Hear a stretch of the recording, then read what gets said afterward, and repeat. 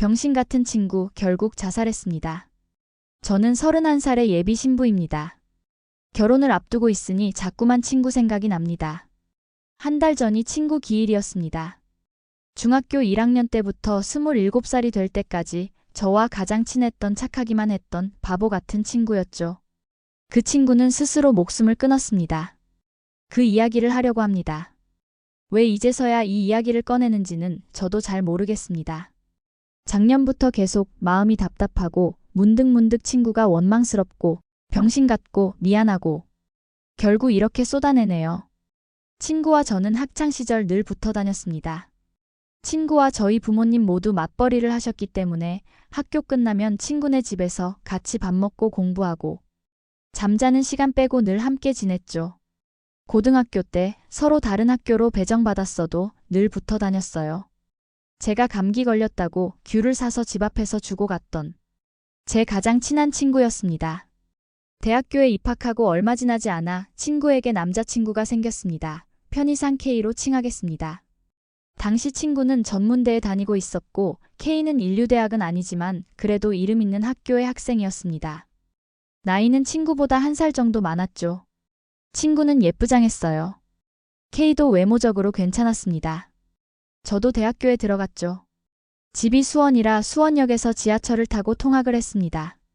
친구는 용인으로 이사를 갔지만 학교가 수원이라 학교를 마치면 둘이 수원역에서 만나곤 했어요.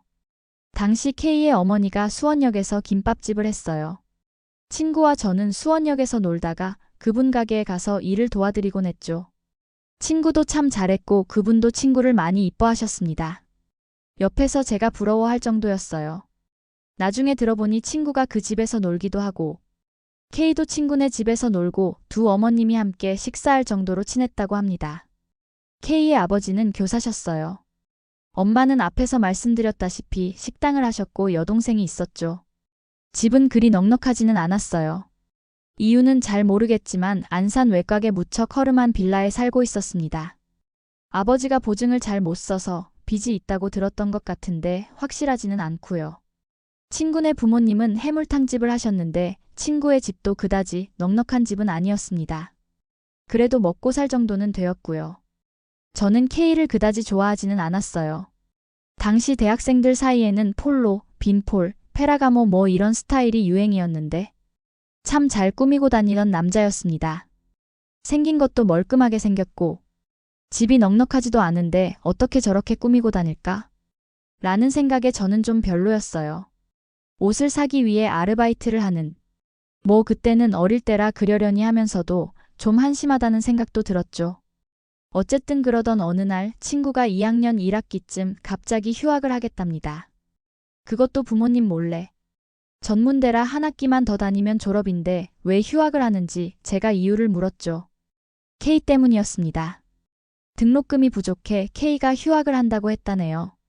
저는 그러면 평소에 아르바이트한 돈으로 옷을 살 게 아니라 등록금을 모았어야 하는 거 아니냐고 절대 안 된다고 지금 뭐 하는 거냐고 막 짜증을 냈어요. 그런데 친구는 나는 별로 좋은 학교도 아니고 졸업해도 안 해도 별로 상관없는데 오빠는 그게 아니잖아. 오빠네 부모님께도 인사드렸고 오빠 졸업하면 바로 결혼하기로 허락받았으니까 괜찮아. 부모님께는 죄송하지만 1년 동안 알바해서 다시 복학하면 되잖아. 그리고 나중에 잘 말씀드리면 이해해 주실 거야 라더군요. 아르바이트에 대해서는 데이트 비용으로도 많이 썼고 자기도 옷 사주고 했다면서. 그때 친구를 더 말렸어야 했는데 저도 너무 어렸습니다.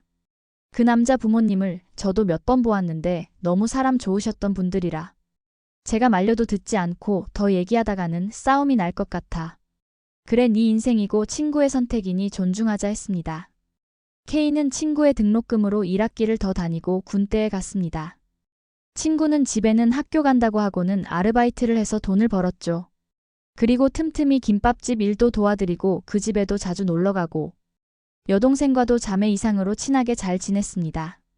화장품 하나를 사도 K의 여동생 것도 챙기고 그 동생도 언니 하면서 잘 따랐고요. 저도 친구 따라 그 남자 집에도 가고 김밥집도 가고 여동생도 만나고 그랬습니다. K는 제대를 했고 복학을 했습니다. 친구는 결국 복학하지 못했고 동사무소에 취직을 했어요. 공무원은 아니었고 데이트 비용은 물론 책, 옷, 가방, 신발 모두 친구가 번 돈에서 나갔습니다.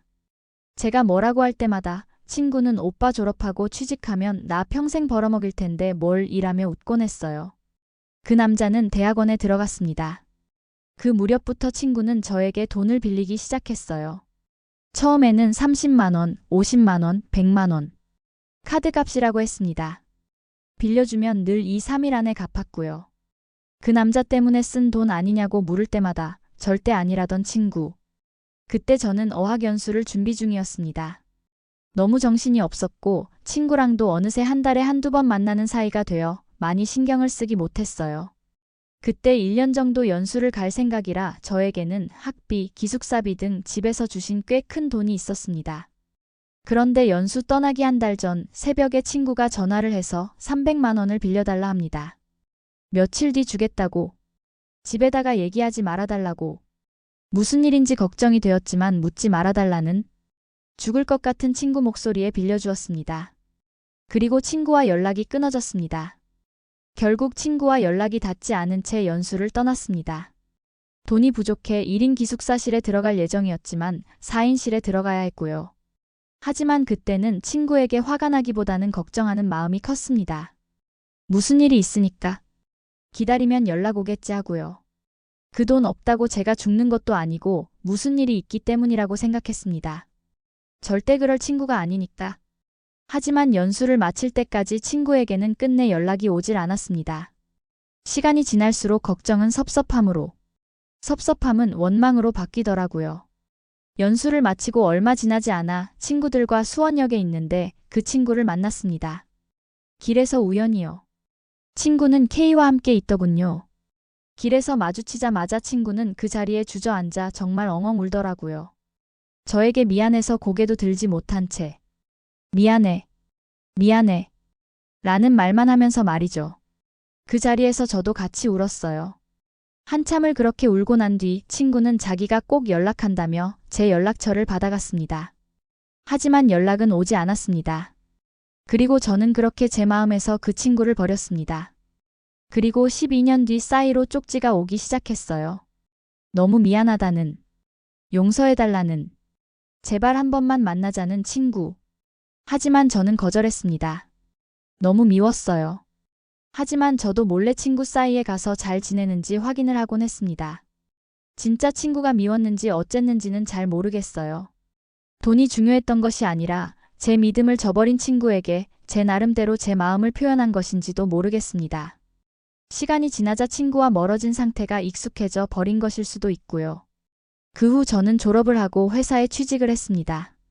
그러던 어느 날 모르는 번호로 전화가 왔습니다. 친구의 또 다른 친구의 전화였습니다. 울면서 그 친구가 자살을 했답니다.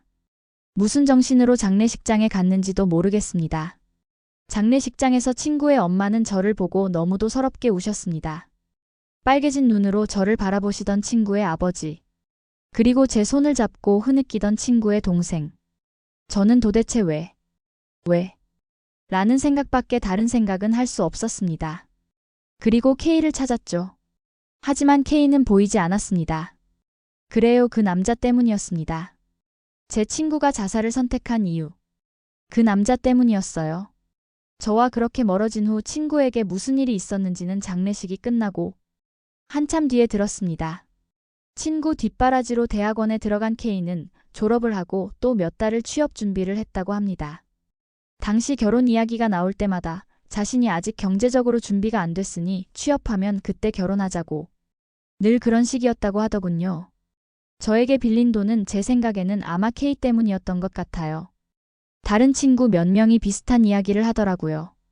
걔가 K 때문에 이리저리 돈 빌리고 그랬다면서. 다른 친구는 제 친구와 여전히 친했기 때문에 그 상황을 잘 알고 있었습니다. 그때마다 제 친구가 불안해하면서도 믿고 계속 뒷바라지했다고 하네요. 취업 준비도 도와주고 양복도 사주고 그리고 제가 연수를 가 있는 동안 친구가 그 남자의 아이를 임신했다고 합니다. 양쪽 부모님과 상의한 후 중절 수술을 했다고 합니다. 아직 기반이 안 잡혔다는 이유였겠지요. 결국 K는 대기업에 들어갔습니다. 그 후 영화나 막장 드라마에 나오는 이야기처럼 갑자기 친구를 피하기 시작한 거죠. 연락도 잘 안 되고 만나면 늘 피곤하다고 하고, 그리고 결국 친구에게 이별을 통보했답니다. 그 남자 신입사원 연수에서 다른 여자를 만난 거였어요. 20살에 만나 자신의 모든 것을 바쳐 뒷바라지까지 했는데 어떻게 입사하자마자 그럴 수가 있을까요? 친구는 울면서 매달렸답니다. 하지만 남자는 냉정했다고 합니다. 그 여자와 결혼을 할 테니 없어져 달라고 말했다더군요. 우리 며느리, 우리 새언니 하던 그 집 가족들도 갑자기 냉정하게 변했다고 합니다. 겨울이었어요. 친구는 케인의 집, 그 을씨년스럽고 허름한 그 빌라에 찾아갔대요. 밤새 문 좀 열어달라고 제발 한 번만 만나달라고 울면서 애원했지만 집에 있는 그 집 사람들은 아무도 문을 열어주지 않았답니다. 사람의 탈을 쓰고 어떻게 그럴 수 있을까요? 친구는 아침까지 기다리다 결국 그 빌라 입구에서 쓰러졌다고 합니다. 앰뷸런스에 실려온 친구는 그 남자 집 근처에 있는 한 병원에 입원을 했습니다. 그 다음 날이 친구 생일이었습니다. 친구 엄마가 뭐라도 챙겨주시려고 잠시 집에 다녀온 사이 애가 없어졌다고 합니다. 그래요. 친구는 한겨울 얇은 병원복에 맨발에 슬리퍼를 신은 채 그 집에 다시 찾아간 거였어요. 자기 생일날. 그렇게 울면서 또 매달리러 간 거였죠. 결국 친구는 자신의 생일날, 그 추운 날, 맨발에 병원복을 입은 채로 그 남자 집 앞 계단에서 목을 맸습니다. 장례식장에 K는 결국 나타나지 않았어요. K 엄마와 여동생이 왔었지만 친구네 가족들의 원망과 통곡에 입구에서 들어오지도 못했죠. 눈물도 나지 않았습니다. 나쁜 년, 나쁜 년. 그 소리밖에 나오지 않았어요. 그때 연락 왔을 때 내가 왜 그랬을까? 너무 후회스럽고 미안하고, 그러면서도 한편으로는 친구가 너무 밉고, 내가 옆에 있었으면, 옆에서 힘이 되어 주었으면 상황이 조금은 달라졌을까? 라는 마음의 심장이 죄어옵니다. 평소 아무렇지 않게 지내다가도 그 생각이 들 때면 가슴이 너무 답답합니다.